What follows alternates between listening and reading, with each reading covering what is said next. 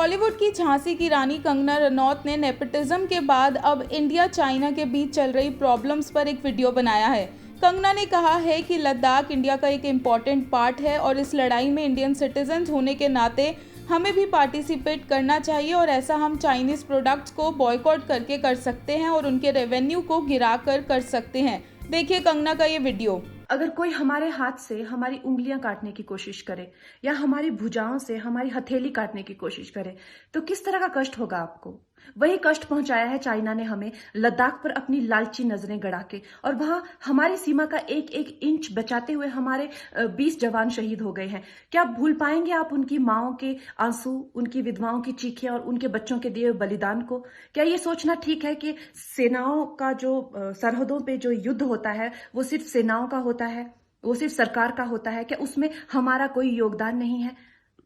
क्या हम भूल गए वो वक्त जब महात्मा गांधी जी ने कहा था अगर अंग्रेजों की रीढ़ तोड़नी है भारत में तो उनके बनाए हुए हर उत्पादन का बहिष्कार करना पड़ेगा।